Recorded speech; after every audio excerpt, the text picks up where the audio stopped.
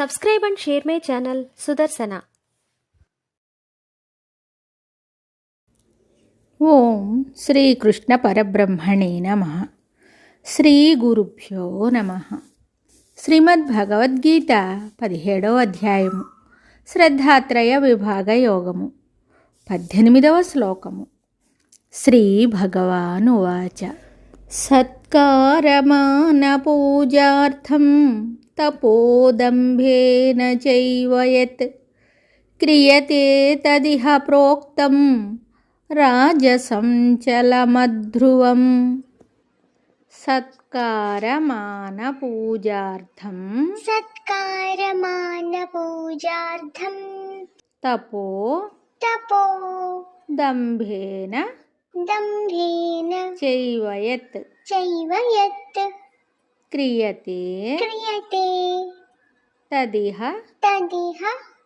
ప్రోక్తం రాజసం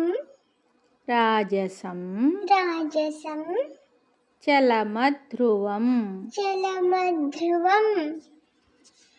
సత్కారమాన పూజార్థం తపోదంభేన చైవ యత్ క్రియతే తదిహ ప్రోక్తం రాజసం చలమధ్రువం.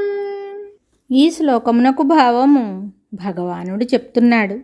ఇతరులచే తాను సత్కరింపబడవలనని, గౌరవింపబడవలనని, పూజింపబడవలనని డంబముతో మాత్రమే చేయబడు తపస్సు అస్థిరమై అనిశ్చితమైనట్టి ఫలము గలది, లేక చపలమైనట్టి రూపము గలది.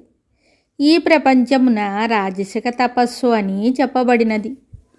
కొందరు తమ తపస్సును చూసి ఇతరులు తమను సత్కరించెదరను భావముతో తపస్సు చేయడం ప్రారంభిస్తారు. అది సదుద్దేశ్యముతోనూ హృదయపూర్వకముగాను స్థిరమై ఉండదు. దాని ఫలితమును అట్లే చపలముగా అనిశ్చితముగా ఉండును. కావున విజ్ఞులు దానిని అనుసరించరాదు. మరి ఒక శ్లోకంతో మళ్ళీ కలుద్దాం. శుభం. Subscribe and share my channel Sudarsana.